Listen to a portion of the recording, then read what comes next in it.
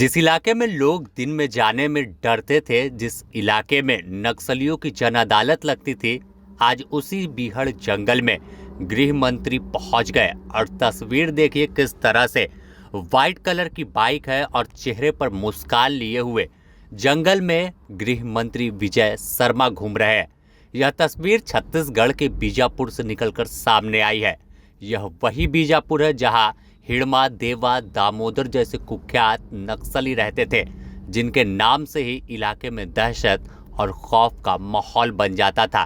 पूरे बीजापुर की अगर बात कर ले तो करेगुट्टा पहाड़ यहाँ पर नक्सलियों का हेडक्वार्टर माना जाता था। इस इलाके में कोई जाने से पहले 1000 बार सोचता था कि वापस लौटेंगे या नहीं, लेकिन एक तय डेडलाइन की गई और ऑपरेशन कागार की शुरुआत हुई।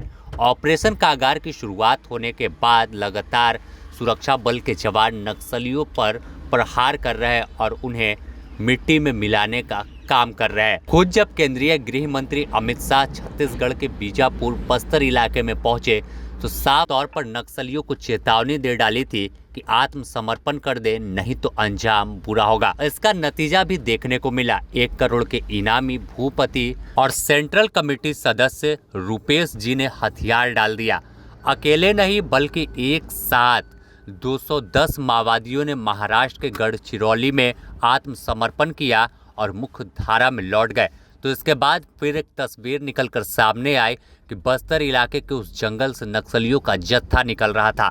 हाथ में AK-47, इंसास, BGL लॉन्चर समेत कई अन्य हथियार जो नक्सली वार करने में इस्तेमाल करते थे, उसके साथ लैस होकर बाहर आए और सीधे तौर पर हथियार गृह मंत्री और मुख्यमंत्री के सामने डाल दिया।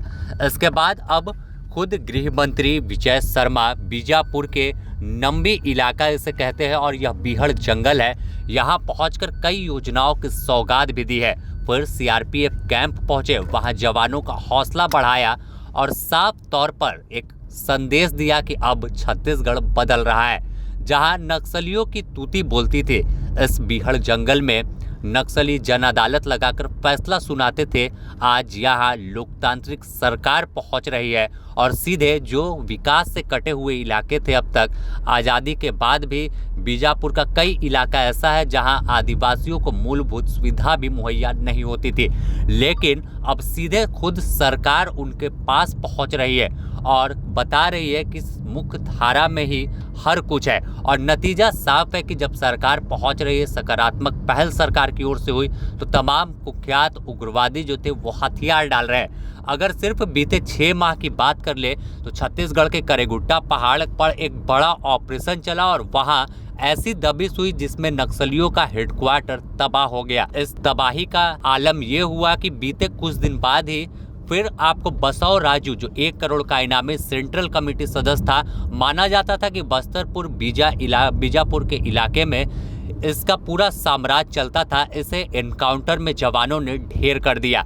इसके बाद फिर मैनपुर इलाके में एक बड़ा माओवादी भास्कर मारा गया और अब इस इलाके की तस्वीर दिन ब दिन बदलती जा रही है। कोई माओवादी हथियार डाल रहे हैं तो कोई मुख्य धारा में लौटकर अब वापस से DRG जवान में शामिल होकर उसी लाल आतंक के खात्मे को लेकर जवानों के साथ कदम से कदम मिला रहे।